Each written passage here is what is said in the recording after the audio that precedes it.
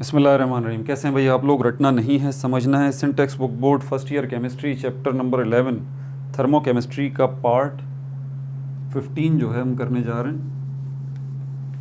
और ये न्यूमेरिकल्स जो है हमारे चल रहे थे। Numericals first, second, third, 3 numericals जो हैं वो पार्ट 14 में हम देख चुके। और ये पार्ट 15 जो है इसके अंदर न्यूमेरिकल नंबर 4, 5 और 6 जो है वो हम करने जा रहे हैं। ठीक है भाई, तो ये बुक खोल लीजिए आप लोग, मेरे साथ साथ करें। पेज नंबर 238 पे। अच्छा, ये क्या बोल रहा है इसके अंदर? पूरी प्रॉब्लम तो लिख नहीं सकता, इसलिए सुन लीजिए। आइजो ऑक्टेन, जिसका उसने केमिकल फार्मूला बताया है C8H18 is an efficient fuel with a high octane rating. ये कहानी सुना रहा है आपको बता रहा है कि आइजो ऑक्टेन जो है एक बड़ी अच्छी फ्यूल है और इसकी ऑक्टेन रेटिंग बहुत हाई है। द कंबस्शन ऑफ आइजो octane in an internal combustion engine is represented in the following thermochemical equation. और इस आइजो ऑक्टेन की जो कंबस्शन हो रही है इंटरनल कंबस्शन इंजन में, उस कंबस्शन को दिखाया जा रहा है नीचे दी गई थर्मोकेमिकल इक्वेशन के अंदर। ठीक है, find its standard heat of combustion. Standard heat of combustion जो है वो आपको फाइंड आउट करनी है। किसकी? इसी आइजो ऑक्टेन की। ठीक है भाई, तो यहाँ पर ये हमारे पास आइजो ऑक्टेन कि क्या मांग रहा है आपसे? Standard heat of combustion. Standard heat of combustion आपसे बोल रहा है, बता दीजिए। आइजो ऑक्टेन जिसका केमिकल फार्मूला इसने बताया C8H18, C8H18 ये इसका केमिकल फार्मूला। अच्छा, स्टैंडर्ड हीट ऑफ कंबस्शन जो है ये आपके ख्याल में क्या होगी? ये एग्जैक्टली ये है, डेल्टा H। ये फाइंड आउट करनी। ठीक है भाई, और इसने आपको इक्वेशन जो दी है इसके अलावा कुछ वैल्यूज़ दी हैं। इक्वेशन भी देख लीजिए आप। इक्वेशन जो है इसने आपको दी है ये वाली, C8H18 plus 12 whole 1/2 oxygen gas. ठीक है, और इसकी कंबस्शन की वजह से 8 मोल जो है वो कार्बन डाइऑक्साइड के बन रहे हैं, 9 मोल जो है वो वाटर वेपर्स के बन रहे हैं। ठीक है, ये आपसे पूछ रहा है स्टैंडर्ड एंथैल्पी ऑफ फॉर्मेशन। ये आपसे वो जानना चाहता है मतलब इसके बनने में, इस केमिकल रिएक्शन के होने में कितनी हीट एब्जॉर्ब हुई है और कितनी हीट रिलीज हुई है, एंडोथर्मिक हुआ है या एक्सोथर्मिक ये केमिकल रिएक्शन हुआ। अच्छा, कुछ वैल्यूज़ दी हैं इसने हमें। वैल्यूज़ कौन कौन सी दी हैं? इसने वैल्यूज़ जो है वो हमें दी हैं delta HF standard heat of formation of carbon dioxide. Carbon dioxide की दी है -393.5 -393.5 kilo joules per mole, kilo joules per mole. Standard heat of formation of water ये दिया है इसने। ठीक है भाई, -285.8 285.8 किलो जूल्स पर मोल। और standard heat of formation of आइजो ऑक्टेन इसने हमें दिया है C8H18। कितना दिया है ये? -223.8 किलो जूल्स पर मोल। ठीक है भाई, ऐसे स्लो याद आ गया? वही सब कुछ चल रहा है अभी तक। फॉर्मूला कौन सा लगेगा कि स्टैंडर्ड हीट ऑफ रिएक्शन अगर आपको फाइंड आउट करनी है, ठीक है, तो उसके लिए आपके पास क्या होना चाहिए? Sum of the products, sum of the number of mole of product, standard enthalpy of formation products. ठीक है भाई, ये ब्रैकेट क्लोज, और इसको माइनस करना है आपने सम ऑफ द, सम का सिंबल लग गया ही, sum of the number of mole of reactant, उसकी स्टैंडर्ड एंथैल्पी ऑफ फॉर्मेशन चाहिए आपको, ब्रैकेट में रिएक्टेंट्स। ठीक है भाई, ये ब्रैकेट क्लोज हो गया। अब यहां पर हमारे पास देख लीजिए, प्रोडक्ट आपके पास कार्बन डाइऑक्साइड है और वाटर वेपर है। तो पहले कार्बन डाइऑक्साइड के मोल ले लेते हैं, उसको मल्टीप्लाई करते हैं किससे, कार्बन डाइऑक्साइड की एंथैल्पी चेंज से, -393.5। ठीक है भाई, ये वैल्यूज़ मैंने लिख रखी हैं, इसलिए इनको डायरेक्टली यहीं से -393.5 प्लस अब क्या आ जाएगा, 9 मल्टीप्लाई बाय वाटर की एंथैल्पी चेंज आ जाएगी -285.8।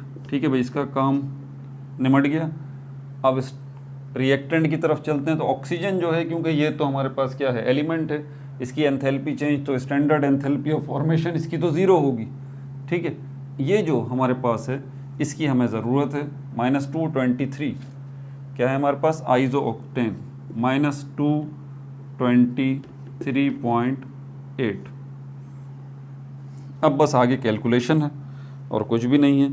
इसको इससे मल्टीप्लाई करेंगे तो ये जवाब आएगा, 8 को मल्टीप्लाई करेंगे -393 से तो जवाब आएगा 3148, माइनस का जवाब आएगा इसका, 9 को मल्टीप्लाई करेंगे -285.5 तो जवाब आएगा 2572.2। ठीक है भाई।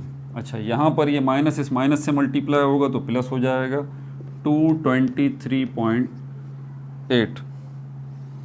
अब यहाँ पर ये भी माइनस का है, ये भी माइनस का है, तो आपके पास जवाब जो आएगा वो आएगा -5720.2 प्लस 223.8। और फाइनली जो आपके पास स्टैंडर्ड एंथैल्पी ऑफ रिएक्शन आएगा। अच्छा, वैसे यहाँ मैंने यही किया था पहले, लेकिन ये मिस्टेक है। स्टैंडर्ड एंथैल्पी ऑफ रिएक्शन है, ये फॉर्मेशन नहीं है। ठीक है, ये है स्टैंडर्ड एंथैल्पी ऑफ फॉर्मेशन। तो माइनस इसका जवाब आएगा -5496.4 किलो जूल्स पर मोल। ये आपका जवाब आ गया। और यही जवाब जो है आपकी बुक में भी मौजूद है, आप चेक कर सकते हैं। ठीक है भाई, 5वीं प्रॉब्लम जो है उसके लिए बिल्कुल ज़रा एक्टिव हो जाइए, क्योंकि वो मुश्किल है, इक्वेशंस वाली, याद है। इसमें आपकी मैथमेटिक्स काम करेगी सिर्फ। -5496.4, जी बिल्कुल यही जवाब। ये जो 5वीं प्रॉब्लम है इसमें आपकी मैथमेटिक्स काम करती है, आपका आइडिया काम करता है, सारा का सारा।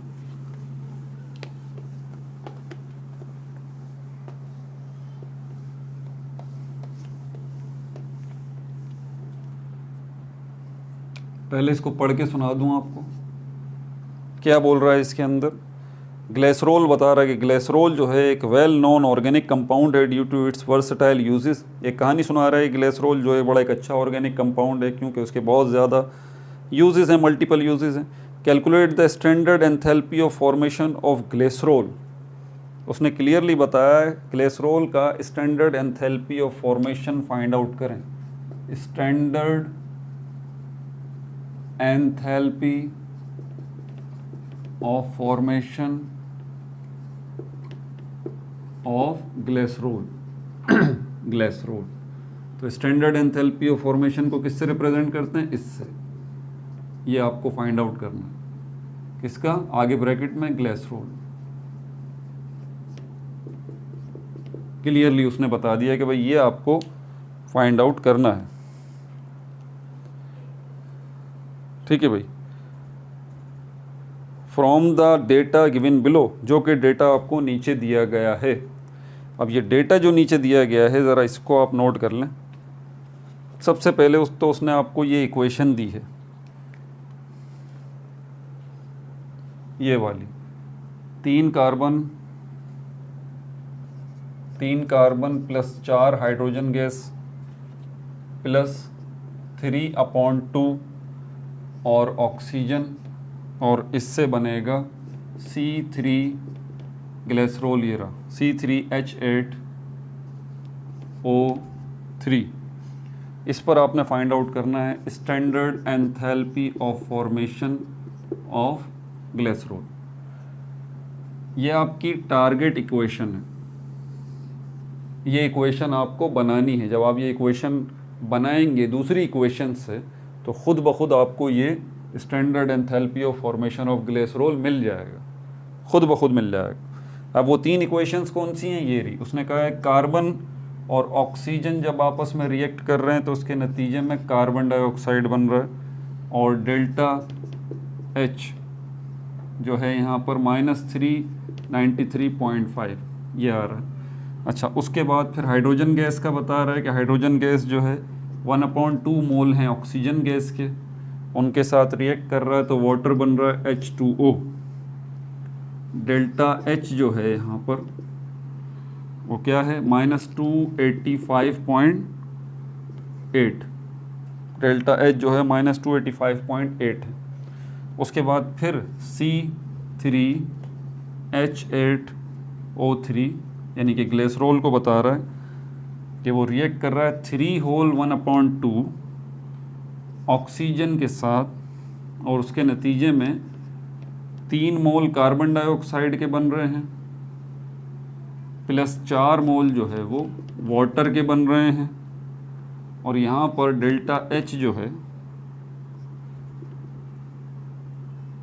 वो है -1654.1 किलो जूल्स पर मोल। अब देखें ये 3 इक्वेशन जो है ना, यहाँ पर आपका आइडिया बड़ा काम करता है और मैथमेटिक्स, ठीक है। सबसे मैथमेटिक्स से बड़ी चीज़ आपका आइडिया। मैंने इसकी एग्जाम्पल भी कराई थी पहले, ठीक है, कि इनको कैसे हैंडल करेंगे। इन्हीं इक्वेशंस को प्लस माइनस करना है आपने। जल्दबाजी ना करें और तसल्ली से मेरी बात सुने और समझें। आपने इन इक्वेशंस को प्लस माइनस करके ये इक्वेशन बनानी है। पहला स्टेप ये है आपका, ये बात अपने जहन में रख लें। इन 3 इक्वेशंस को प्लस माइनस करके आपने ये इक्वेशन बनानी है। अच्छा, अब इन 3 इक्वेशंस को प्लस माइनस करेंगे और ये इक्वेशन बनानी है, तो ये चीज़ें देखें कि काम की चीज़ें कौन कौन सी हैं इसके अंदर। कार्बन यहाँ पर है, कार्बन यहाँ पर भी है, कार्बन इस इक्वेशन में काम का है। ऑक्सीजन यहाँ पर है, ऑक्सीजन यहाँ पर भी है, तो इस इक्वेशन में ऑक्सीजन हमारे काम की है। कार्बन डाइऑक्साइड यहाँ पर है इस इक्वेशन में, इस इक्वेशन में नहीं है, तो ये कार्बन डाइऑक्साइड हमारे काम का नहीं है, हमें इसको रिमूव करना। तो इस इक्वेशन में 2 चीज़ें काम की हैं, एक चीज़ काम की नहीं है, ठीक है। फिर दूसरी इक्वेशन की तरफ चलें। हाइड्रोजन गैस यहाँ है, यहाँ पर भी है, ये हमारे काम की है। ऑक्सीजन गैस यहाँ पर है, यहाँ पर भी है, ये भी हमारे काम की है। वाटर यहाँ पर है, यहाँ पर नहीं है, वाटर हमारे काम का नहीं है, ठीक है। फिर ग्लिसरॉल, तीसरी इक्वेशन की तरफ आएँ। ग्लिसरॉल हमारे काम का है, बिल्कुल यहाँ पर है। ऑक्सीजन हमारे काम की है, बिल्कुल यहाँ पर भी है, काम की है। कार्बन डाइऑक्साइड हमारे काम की है, कहीं नहीं है, कार्बन डाइऑक्साइड काम की नहीं है।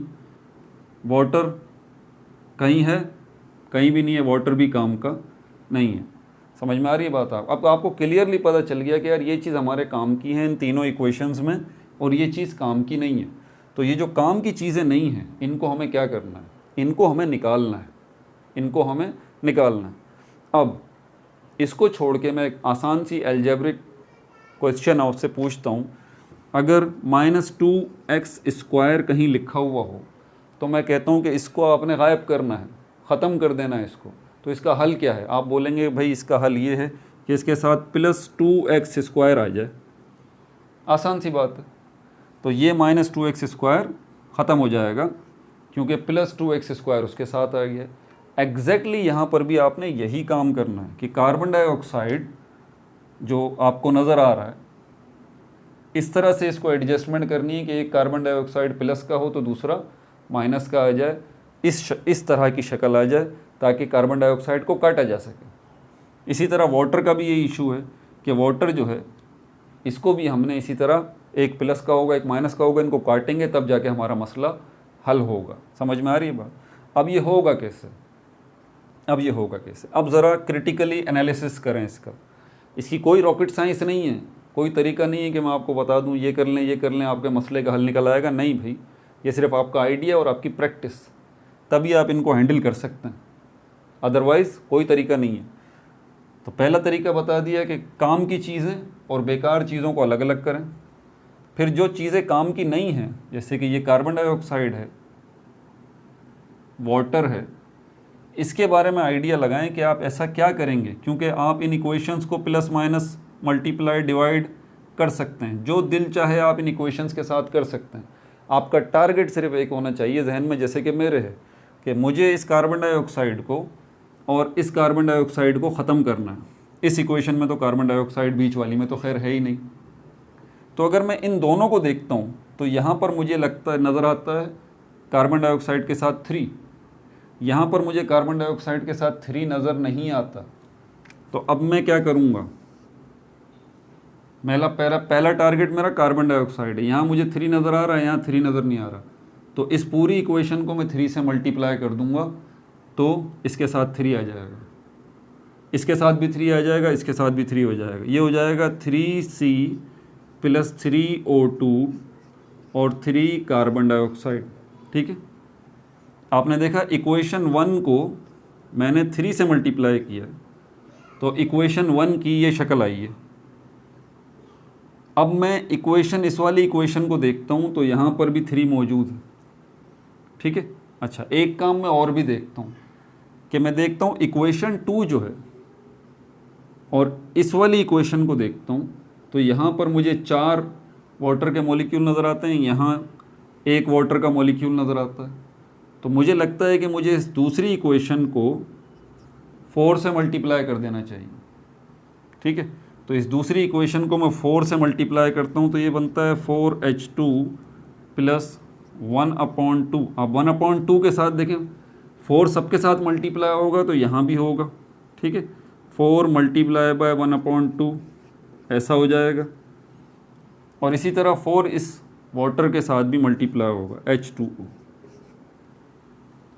अब ये देखें दोनों इक्वेशंस मेरे काम की हो गई। अब ये तीसरी इक्वेशन के साथ मैंने कोई छेड़छाड़ नहीं की। इस तीसरी इक्वेशन में 3 कार्बन डाइऑक्साइड है, पहली वाली इक्वेशन को मैंने 3 से मल्टीप्लाई किया, पहली वाली इक्वेशन में बाकी भी सबके साथ 3 आ गया, कोई इशू नहीं है। मेरा टारगेट जो है जिसको निकालना है उसके साथ 3 आ गया। फिर मैंने देखा कि यहाँ पर 4 लगे हुए हैं वाटर के मॉलिक्यूल, तो फिर मैंने दूसरी इक्वेशन को देखा, यहाँ पर वाटर का मॉलिक्यूल, इसके साथ भी 4 लगाना चाहिए, तो सबको 4 से मल्टीप्लाई कर दिया। ये शक्ल मेरे पास अब आ गई। अब मैं यहाँ पर क्या करूँगा, अब मैं इन 2 इक्वेशंस को एक इक्वेशन बनाऊँगा। पहले 2 इक्वेशंस को एक इक्वेशन कैसे बनाऊँगा कि पहले तो ये देख लें आप, ये जो प्लस माइनस का काम है वो ख़त्म कर लेते हैं। ये क्रॉस में कट जाएगा, 2 1 ज़ा 2, 2 2 ज़ा 4। ठीक है भाई, अच्छा इसके बाद जब मैं इसको प्लस करूँगा तो प्लस करने पे पहले ऊपर वाले को बिल्कुल आसान सी मैथमेटिक्स है इन दोनों को प्लस करने के लिए। तो देखें इन दोनों को जब मैं प्लस करूँगा तो 3 कार्बन + 3 ऑक्सीजन, ये वाली साइड हो गई। रिएक्टेंट को रिएक्टेंट से प्लस करूँगा, प्रोडक्ट को प्रोडक्ट से प्लस करूँगा। तो ऊपर वाली इक्वेशन के दोनों रिएक्टेंट मैंने इस तरह लिख दिए। अब इसके नीचे क्या है, हाइड्रोजन गैस। ठीक है, हाइड्रोजन गैस 4 आ गई इसी तरह, और यहाँ पर ही क्योंकि कट चुका है तो अब ये 2 जो है वो ऑक्सीजन यहाँ पर मौजूद है। तो रिएक्टेंट साइड मैंने सब प्लस कर दी। अब प्रोडक्ट साइड की तरफ चलते हैं। 3 कार्बन डाइऑक्साइड + 4 वाटर के मॉलिक्यूल, ये भी होगा। अब देखें यहाँ ये मैं तो कहा मैथमेटिक्स, यहाँ पर 3 ऑक्सीजन है, यहाँ 2 ऑक्सीजन है, इनको आप प्लस कर दें, 3 ऑक्सीजन और 2 ऑक्सीजन को, तो ये क्या हो जाएगा, 3 कार्बन + 5 ऑक्सीजन + 4 हाइड्रोजन गैस और 3 कार्बन डाइऑक्साइड + 4 H2O। अब ये शक्ल मेरे पास आ गई। अब इस शक्ल को मैं यूज़ कर सकता हूँ किस इक्वेशन के लिए, उस इक्वेशन के लिए, इक्वेशन नंबर 3 जिसको मैंने छेड़ा ही नहीं है अभी तक, इक्वेशन नंबर 3 को। अब इस इक्वेशन नंबर 3 की मुझे ज़रूरत पड़ेगी यहाँ पर, ठीक है। अब मैं इस इक्वेशन को इसके नीचे लिख दूंगा बिल्कुल ऐसे। अब इक्वेशन 3 यहाँ पर आ जाएगी,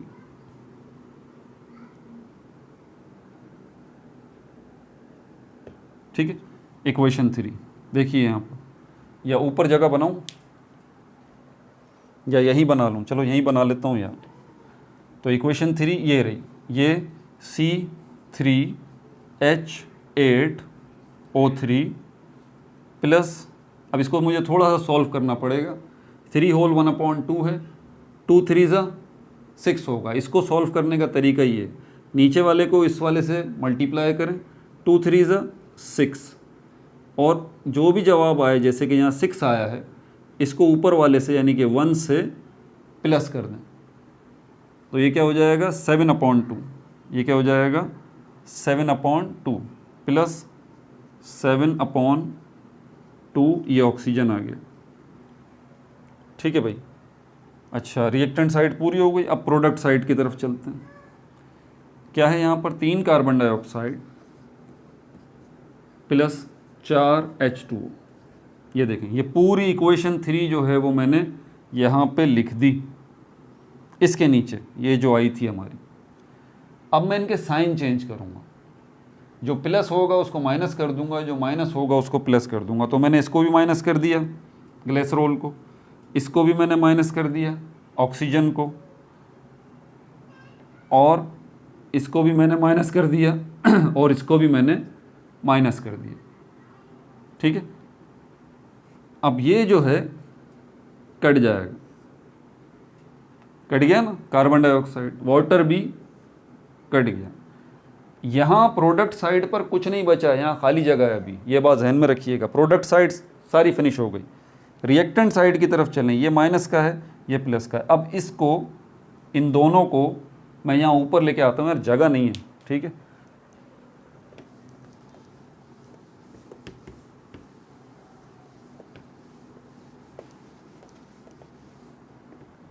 अब इन दोनों का काम रह गया, देखें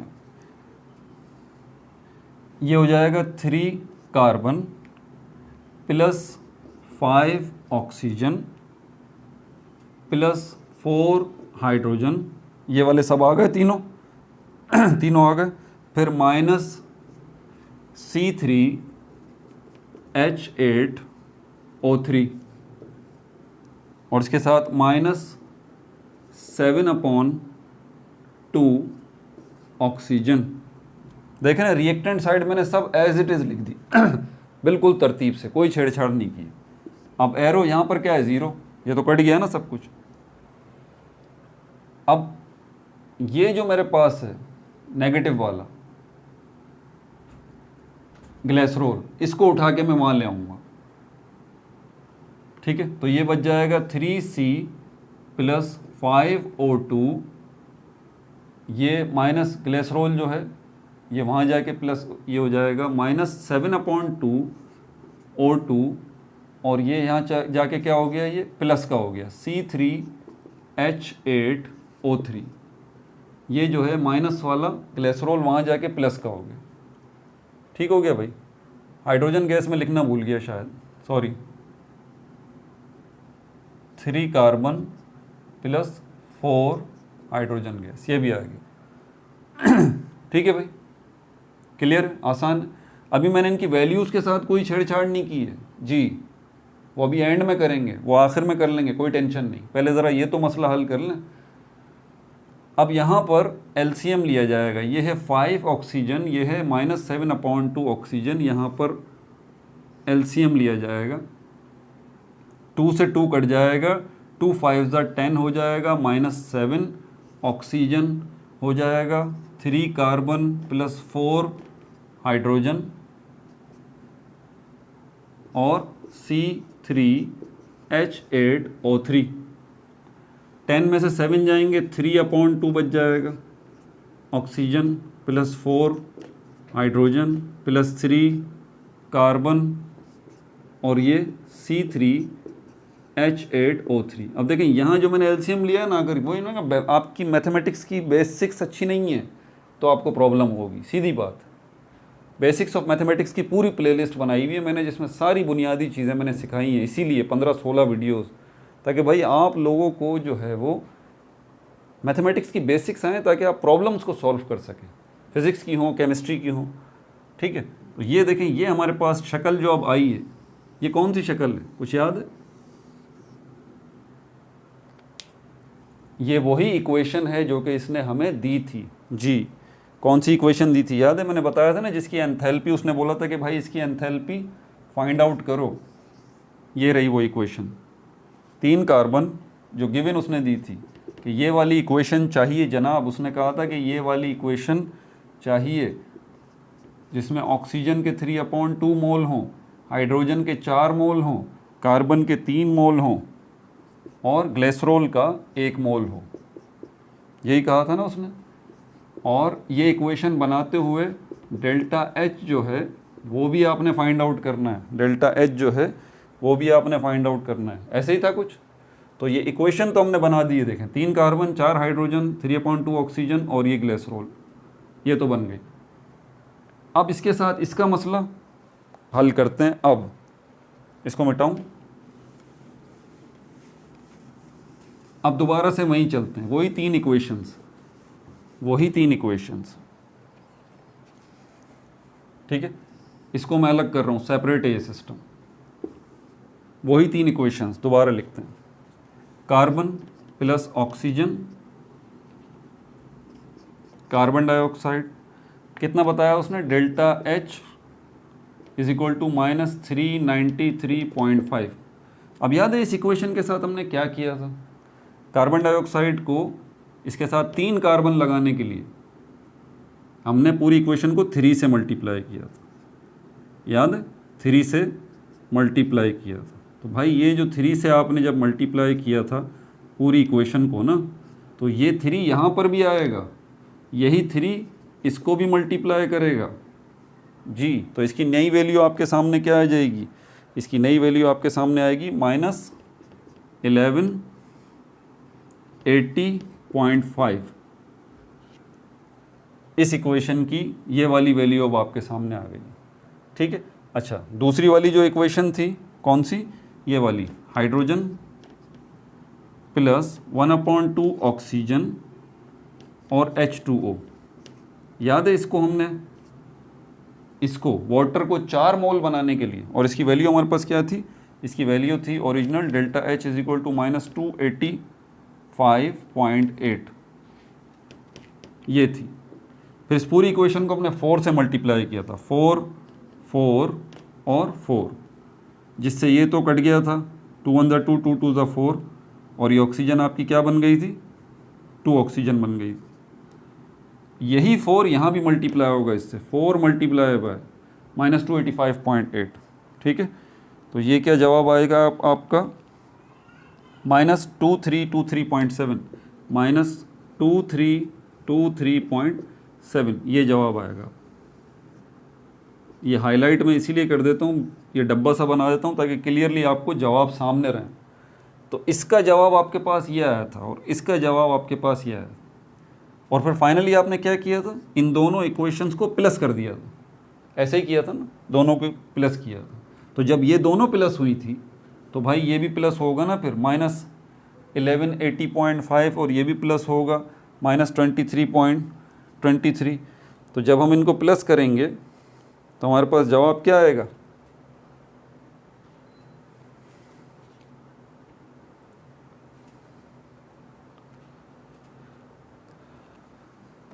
अच्छा, ये आ गया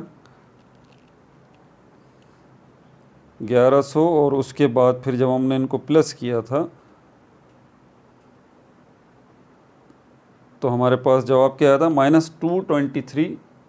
अरे एक मिनट यार, थोड़ी मिस्टेक हो गई, 1143, सॉरी। इसका जो जवाब आएगा वही मैं कह रहा था कि मिस्टेक हो गई, 1143.2, 1143.2 ये जवाब आएगा 4 से मल्टीप्लाई करने पर 1143.2। और जब हम इन दोनों को प्लस करेंगे तो इन दोनों को भी प्लस करेंगे और इन दोनों को प्लस करने पे जो आपके पास जवाब आएगा वो आएगा 23 माइनस 2323.7 माइनस 2323.7, ये जवाब आएगा। ठीक है भाई, ये जवाब आपको मिल गया। और जब आप इन दोनों इक्वेशंस को आपने प्लस किया, उसके बाद फिर आपने क्या किया था, आखिरी वाली जो इक्वेशन थी, तीसरे नंबर वाली इक्वेशन कौन सी थी, ये वाली थी, C3H8O3 प्लस 7/2 ऑक्सीजन था, जो कि 3 होल 1/2 था। ठीक है, और इससे क्या बना था, 3 कार्बन डाइऑक्साइड थे। ये तीसरे नंबर वाली इक्वेशन है। और 4 जो है वाटर थे, और डेल्टा एच क्या गिवन दिया था उसने आपको, -1654.1 ये गिवन दिया था। अब इसको जब आपने प्लस किया था इन दोनों इक्वेशंस को, और उसके बाद इसमें से माइनस किया था, तो ये भी माइनस होगा भाई साथ साथ। और जब आपने इसको इन दोनों को प्लस किया था तो जवाब आपका क्या आया था, ये। और इन दोनों को प्लस करने के बाद इससे माइनस किया था आपने, तो ये भी माइनस होगा फिर इससे। ठीक है, ये हो जाएगा -1654.1। लेकिन ये जो आप माइनस करेंगे तो ये माइनस इस तरह से होगा जिस तरह से ये मैं बता रहा हूँ आपको, -2323.7 माइनस करने के लिए ब्रैकेट लगाएंगे -654.1, इस तरह से हो गए। मतलब ये भी ब्रैकेट में आएगा, ये भी ब्रैकेट में आएगा मैथमेटिक्स के रूल के मुताबिक। और फिर ये माइनस माइनस से प्लस हो जाएगा, minus multiply by minus plus 1654.1 -2323.7। ठीक है भाई, और फिर आपका जो जवाब आएगा इसको इससे माइनस करने पर वो आएगा आपका 669.4 -669.4 किलो जूल्स पर मोल, जो कि यहाँ पर आपका जवाब आएगा। तो आखिरी जो इक्वेशन आपके पास आएगी ये वाली, ठीक है, तो इसका जवाब भी क्या आ जाएगा, इसका जवाब भी यही आएगा -669.4 किलो जूल्स पर मोल। उसने यही बोला था ना आपसे कि हमें बताइए कि क्या चेंज आएगा, ये आएगा -669.4 किलो जूल्स पर मोल। और आप अपनी बुक में चेक करें, यही जो है ना वो जवाब है। ठीक है, बाकी रह गई एक प्रॉब्लम, तो मेरे ख्याल में एक प्रॉब्लम आपको अगले पार्ट में बता देता हूँ, क्योंकि इसी प्रॉब्लम ने काफ़ी मुझे भी थका दिया, तो आप भी थक गए होंगे। पार्ट 16 के अंदर इसकी फ़ाइनल प्रॉब्लम जो है वो हम कर लेंगे। ठीक है भाई, वैसे बेसिकली मुझे एक ही बोर्ड के ऊपर ये सारा एक साथ करना चाहिए था, लेकिन मैंने इसकी कैलकुलेशन जो है वो आखिर में की है। आई होप कि आपको समझ में आएगा। ठीक है, वरना ये वाला पोर्शन क्योंकि ज़्यादा हसास था, ज़्यादा सेंसिटिव था, वैल्यूज़ वाला जो है वो इतना ज़्यादा डिफ़िकल्ट नहीं था, इस वजह से पहले मैंने इसको कवर करवाया, उसके बाद वैल्यूज़ की तरफ चला। ठीक है भाई, अब एक आखिरी जो प्रॉब्लम रह गई है छठी वाली, उसमें आपसे बोल रहा है कि आपको ड्रॉ करना है fully labelled Born Haber cycle for rubidium chloride. तो इंशाल्लाह इसको जो है वो ड्रॉ भी करेंगे, और डिटरमाइन द लेटिस एनर्जी, और उसने कुछ डेटा दिया है, लेटिस एनर्जी डिटरमाइन करनी है गिवन डेटा से, वो भी अगली प्रॉब्लम में हम करेंगे। ठीक है भाई, अपना बहुत ज़्यादा ख्याल रखिएगा। No like no subscribe, only share.